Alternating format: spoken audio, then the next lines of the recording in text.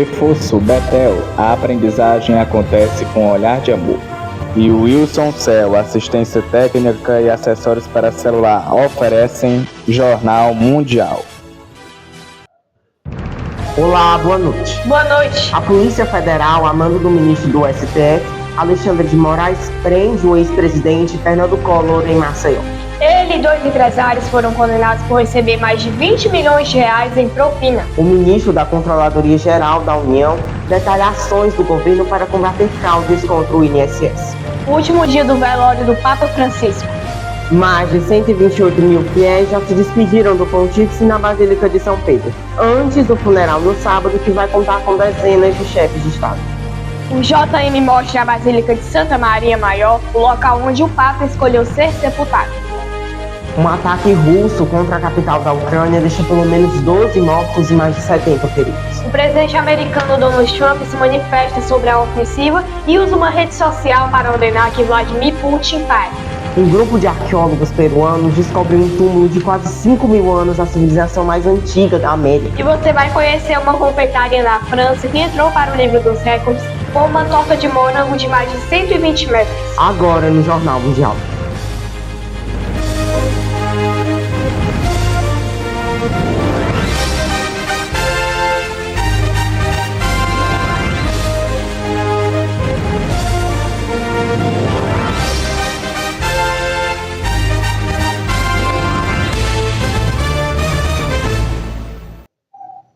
O Supremo Tribunal Federal determinou o cumprimento imediato da pena do ex-presidente Fernando Collor.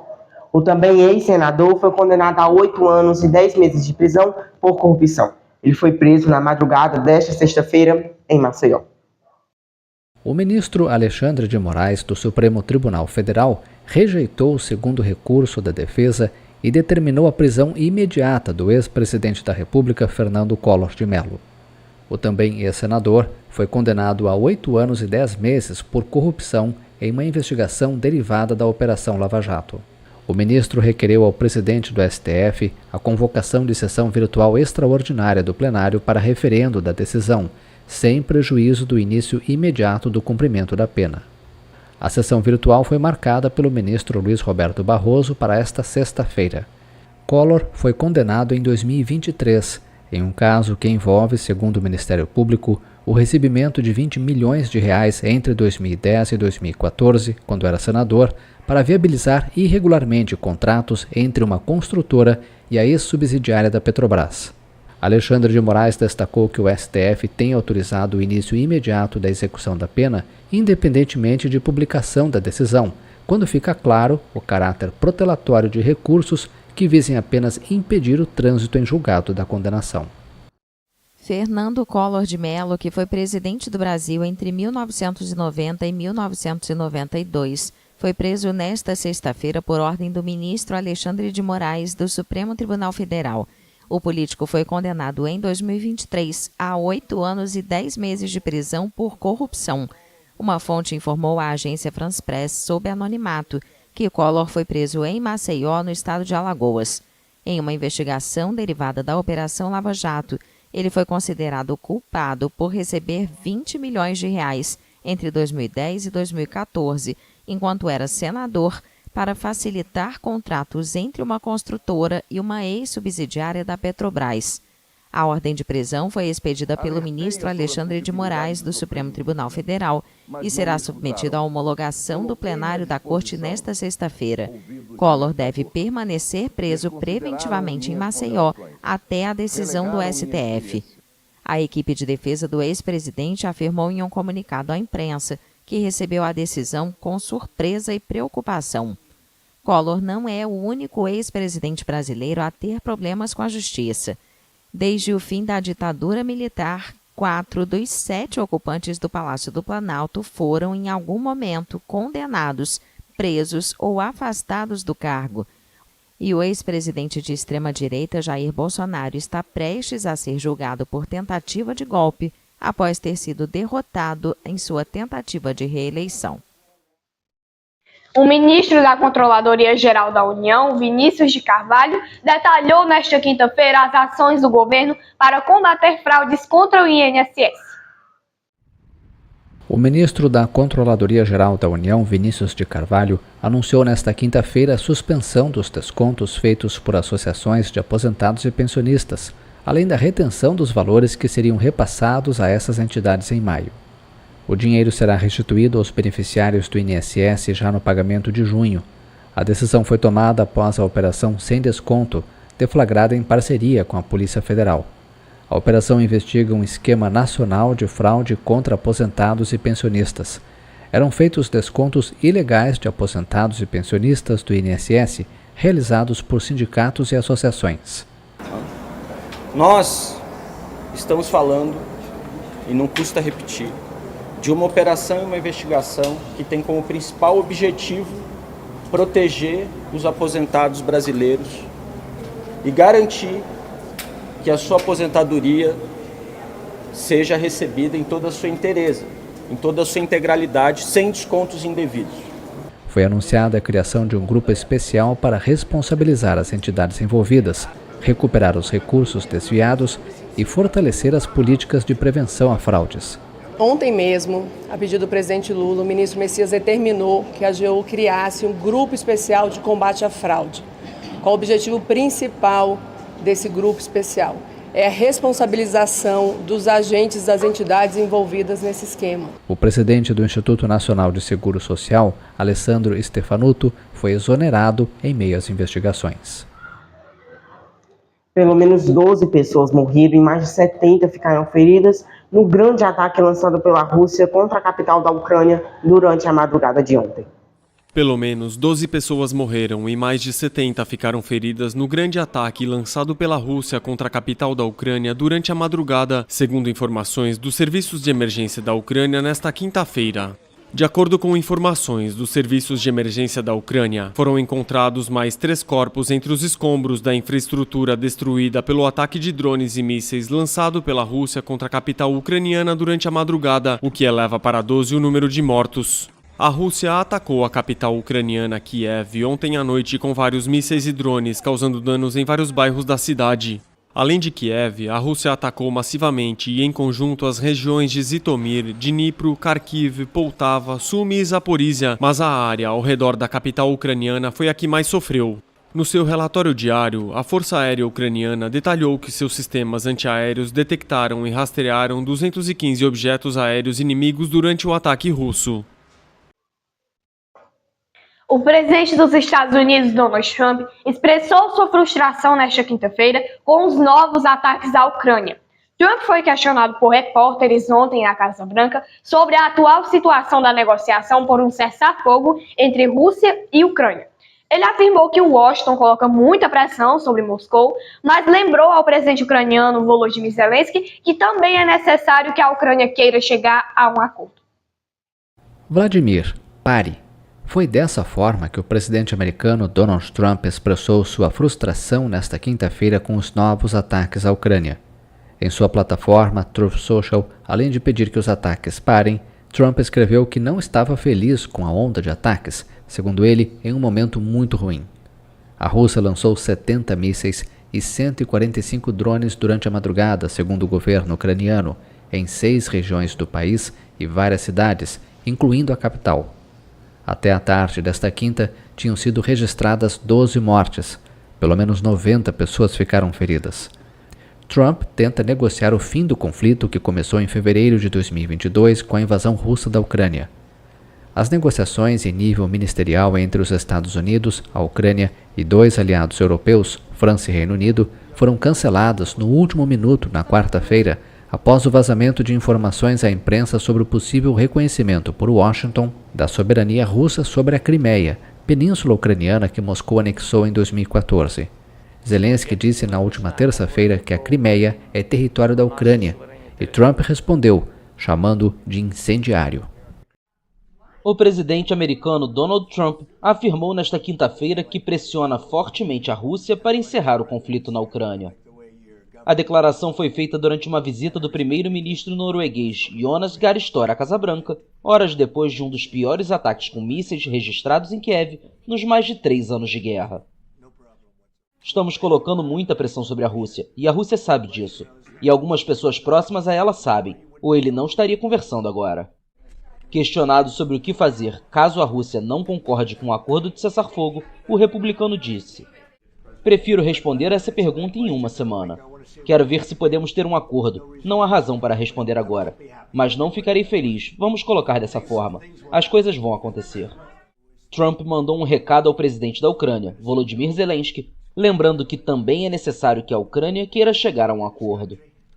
Mas ao deixar a Casa Branca, após uma reunião com o presidente americano, o secretário-geral da OTAN, Mark Rutte, considerou que cabe a Moscou, e não a Kiev, avançar nas negociações para encerrar a guerra. A seguir, o último dia de velório do Papa Francisco. E você vai conhecer o local onde o pontífice pediu para ser enterrado.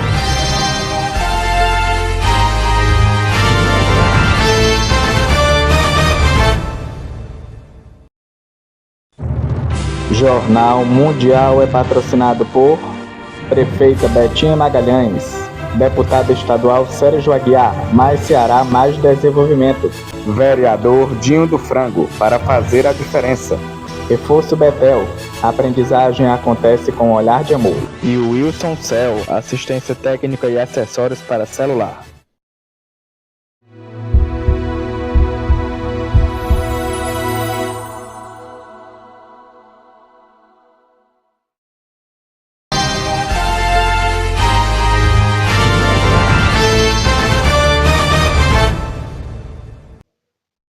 Um ano se passou após a tragédia ambiental no Rio Grande do Sul. Em Porto Alegre, a capital gaúcha, ainda se cura na alma e na estrutura da cidade. Esperança e solidariedade são grandes remédios no processo de reconstrução. Os temporais que castigaram o sul do Brasil no final de abril e início de maio de 2024 deixaram quase 200 mortos, 500 mil de deslocados e uma destruição sem precedentes. Em 10 dias, choveu o equivalente a 3 meses no Rio Grande do Sul. Um ano depois das cheias devastadoras, a recuperação de Porto Alegre é visível, assim como o trauma deixado pela tragédia. Tenho muito medo de temporal. Quando anuncia que vai dar temporal, fico com muito medo, muita insegurança. O aquecimento global, provocado em grande medida pela queima de combustíveis fósseis, torna mais frequentes as chuvas extremas. Cidades vulneráveis como Porto Alegre apenas agora começam a se adaptar para enfrentar estes eventos. A capital gaúcha, com 1,3 milhão de habitantes, fica às margens do Guaíba, onde desembocam 4 rios que banham a serra do Vale do Taquari. E essas mudanças climáticas que podem vir a acontecer cada vez mais próximo da gente, nos assusta muito, né? Mas a gente trabalha hoje em dia na redução de danos. Em meio às marcas deixadas pelo fenômeno climático, uma iniciativa ajudou a melhorar o ambiente dos moradores dos bairros mais atingidos. Equipados com brochas e tintas doadas, dezenas de voluntários recuperam fachadas arruinadas em um bairro de Porto Alegre. A comunidade estava muito triste, abatida. Até quando veio essa pintura, trouxe uma alegria a mais, entendeu? Até para as crianças mesmo olhar, ver um outro aspecto sem nada marcado nas paredes da marca d'água. A solidariedade contrasta com a lentidão das autoridades para proteger a cidade de uma nova catástrofe. Das 23 bombas de drenagem de água, 19 falharam. Um ano depois, só 2 foram renovadas. No fim de março, a cidade voltou a sucumbir durante uma tempestade. Avenidas inundadas, queda de árvores, cortes de energia. As autoridades pediram que as pessoas evitassem deslocamentos e, mais uma vez, a população resistiu à tensão. Eu acho que resiliência, né, sem dúvida nenhuma, é o termo que mais se amplificou do povo gaúcho, principalmente, né? Um estudo do Instituto de Pesquisas Hidráulicas da Universidade Federal do Rio Grande do Sul concluiu em dezembro que muitas mortes poderiam ter sido evitadas com um sistema de alerta eficiente e a evacuação antecipada de áreas de risco. A Prefeitura de Porto Alegre é alvo de uma ação judicial coletiva milionária, acusada de omissões que levaram a falhas no sistema de proteção. Longe dos questionamentos jurídicos, o povo segue brindando a vida na capital gaúcha sob o brilho do Guaíba. A sensação de retornar é maravilhosa, assim, porque eu gosto muito de estar aqui, de vir ver o pôr do sol, venho até sozinha, venho com amigos. Eu gosto muito de caminhar aqui na beira também, então essa sensação de poder é como se tu tivesse voltado para casa, assim. Vamos saber com Marcelo Marques como vai ficar o tempo para amanhã. Boa noite, Marcelo. Como está o clima? Oi, Vitória. Boa noite para você, para o João Pedro e boa noite para você. A semana termina com formação de uma frente fria em áreas do sudeste, alerta de temporais no sul, centro-oeste, influência de zona de convergência intertropical no nordeste e dia abafado com pancadas de chuva na região norte. No sul, a área de atuação da baixa pressão ainda organiza nuvens bem carregadas entre Santa Catarina e Paraná. As pancadas ocorrem de forma mais isolada e irregular no norte e na Serra do Rio Grande do Sul.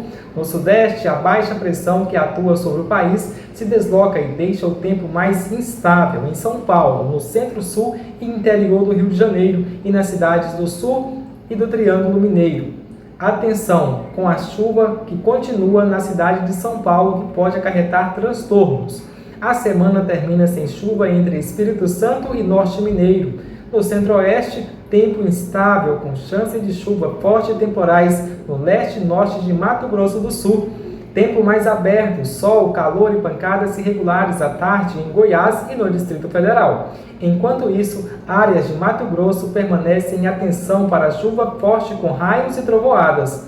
Na região nordeste, a zona de convergência intertropical continua gerando mais umidade para a costa norte da região. Dia de muitas nuvens e condição de chuva a qualquer momento no norte do Maranhão, Piauí, Ceará e no litoral do Rio Grande do Norte. O risco de chuva forte diminui na Bahia, mas algumas pancadas ainda podem acontecer no litoral norte do estado. E na região norte do Brasil, pouca chuva no Tocantins e pancadas ainda concentradas no norte do Pará, no Amapá, Amazonas e em Roraima, com risco de temporais localizado, inclusive em Manaus e Boa Vista. Dia abafado e com chance de pancadas fortes no Acre e em Rondônia.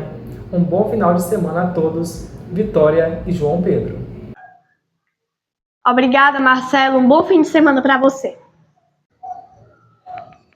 Um grupo de arqueólogos peruanos descobriu entre os restos da civilização Caral, a mais antiga da América, o sepultamento de uma mulher de alto status, cujo corpo está em boas condições e rodeado por numerosas oferendas, algumas delas da Amazônia.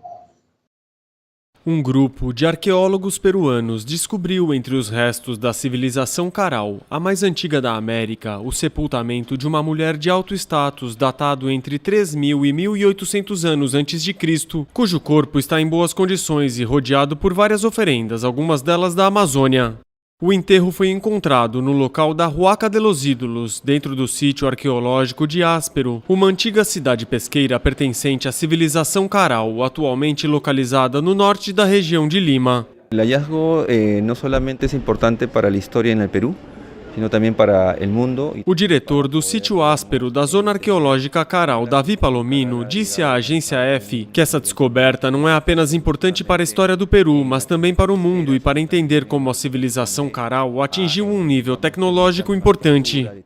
As análises bioantropológicas preliminares que ainda estão em andamento indicam que os restos humanos recuperados correspondem aos de uma mulher com idade entre 20 e 35 anos, com 1,50 m de altura e que usava um cocar, o que indicaria seu alto status. A descoberta é notável pela preservação incomum da pele, cabelos e unhas, uma condição que os arqueólogos indicaram ser rara no local, já que é comum encontrar apenas restos ósseos. Os especialistas da zona arqueológica de Caral disseram que o corpo estava envolto em várias camadas de tecidos diferentes, como algodão e junco, e destacaram um manto feito com penas marrons e azuis claras de araras amazônicas. Esse objeto é por si só outra grande descoberta, já que essa técnica de tecelagem de penas só havia sido descoberta vários séculos depois nas culturas Timu e Inca. Uma confeitaria na França quebrou o recorde mundial do Guinness Book, fazendo uma torta de morango que mede mais de 120 metros. Uma confeitaria na cidade francesa de Argenteuil quebrou o recorde mundial do Guinness na quarta-feira com uma torta de morango medindo quase 122 metros de comprimento e pesando 1.200 quilos. Foram vários preparativos ao longo de vários dias. Começamos com os biscoitos, os cremes e tudo mais. Trabalhamos a noite inteira e o dia inteiro também. A preparação exigiu aproximadamente 350 quilos de morangos, 150 quilos de açúcar, 415 quilos de creme e 4.000 ovos. A torta de morango segue a receita tradicional, feita com creme, morangos e biscoito. Também verifico se o bolo está uniforme, se não há espaço entre os diferentes bolos que foram montados para fazer o bolo de morango mais longo do mundo. Observo o bolo e não há absolutamente nenhum espaço. Em seguida, com a régua, verificamos se ele tem 8 centímetros de largura e 8 centímetros de altura em todo o seu comprimento. Ensuite, avec la géomètre, on regardera qu'il fasse bien 8 cm de largeur et 8 cm de hauteur sur toute sa longueur. The Guinness World Records. A França recuperou assim o recorde mundial do fraisier mais longo do mundo, que ostentou entre 2017 e 2019, até o perder para a Itália, com uma torta de pouco mais de 100 metros. Hoje foi o último dia do velório do Papa Francisco. Mais de 128 mil fiéis já se despediram do pontífice na Basílica de São Pedro antes do funeral amanhã. A organização do funeral do Papa Francisco entrou na etapa final nesta sexta-feira, último dia do velório. Presidentes e monarcas de todo o mundo vão comparecer no sábado ao funeral do primeiro pontífice latino-americano, que morreu na segunda-feira aos 88 anos. Milhares de fiéis percorreram a nave central da imponente Basílica de São Pedro para se despedir durante alguns segundos do jesuíta argentino. O balanço oficial mais recente do Vaticano informa que 128 mil pessoas passaram pela igreja entre a manhã de quarta-feira, quando o velório começou, e as primeiras horas desta sexta. Os fiéis enfrentam filas de até 4 horas. A Capela Ardente, em homenagem a Jorge Mário Bergoglio, permanecerá aberta até a noite de sexta-feira, quando o cardeal camerlengo Kevin Farrell presidirá a cerimônia de fechamento do caixão para dar início ao funeral. O Vaticano informou que pelo menos 130 delegações, incluindo quase 50 chefes de Estado e monarcas em exercício, vão comparecer à missa fúnebre que acontecerá na Praça de São Pedro. O primeiro-ministro israelense Benjamin Netanyahu expressou condolências na quinta-feira após dias de silêncio. As relações entre a Santa Sé e Israel pioraram consideravelmente após o ataque sem precedentes do Hamas em território israelense no dia 7 de outubro de 2023 e a posterior ofensiva de Israel na faixa de Gaza, condenada pelo Papa Francisco pelo grande número de vítimas civis. A Basílica de Santa Maria Maior, refúgio de oração do Papa Francisco, vai se tornar seu túmulo. Ele escolheu o local em comum fora do Vaticano para ser sepultado. Santa Maria Maggiore, ou Santa Maria Maior, foi escolhida como a última morada do Papa Francisco. A imponente igreja do século V está localizada no coração de Roma e o pontífice costumava rezar lá antes e depois de suas viagens ao exterior. O local atraiu muitos fiéis após a morte do Papa na última segunda-feira e seu túmulo poderá ser visitado a partir de domingo. Meses antes de sua morte, Francisco deixou instruções de como queria ser sepultado. O túmulo será feito de mármore e terá uma única inscrição: Francisco. Uma reprodução da cruz peitoral que o pontífice usou durante sua vida completará o conjunto. O túmulo ficará localizado em um corredor lateral da basílica, perto do altar de São Francisco. O Papa descartou ser enterrado na cripta da Basílica de São Pedro, como tem sido o caso há mais de 3 séculos, embora com algumas exceções. Outros 7 pontífices também estão enterrados em Santa Maria Maggiore, sendo o último Clemente IX em 1669. Esta é uma das 4 basílicas papais em Roma. A nave central é cercada por 40 colunas jônicas e mosaicos excepcionais. A tradição conta que o teto dourado foi feito com a primeira remessa de ouro americano dada pela rainha Isabel, a católica, no século XV. Relíquias católicas importantes são encontradas em Santa Maria Maggiore, como supostos fragmentos de madeira do berço do menino Jesus, preservados em um relicário de cristal de rocha em forma de berço. A igreja foi construída por volta de 432, a pedido do Papa Sisto III, no Monte Esquilino. Um templo o precedeu, financiado pelo rico patrício romano Giovanni, supostamente após uma aparição da Virgem a ele e ao Papa Libério, que solicitou a construção de uma igreja. O velório do Papa Francisco está marcado para amanhã. A TV Mundial, através do JM, irá trazer toda a cobertura para você. Comunicamos que nossos programas não estão ocorrendo por conta de alguns prejuízos técnicos que a nossa emissora está tendo. Mas logo isso irá se normalizar e nós iremos voltar com a nossa programação normal, juntamente com a estreia dos novos programas que ainda estão pendentes. Para rever nossas reportagens, volte o vídeo aqui no YouTube. E não se esqueça de seguir a nossa página lá no Instagram, TV Mundial OFC. Boa noite para você. Se inscreva no canal e deixe seu like. Boa noite, até amanhã.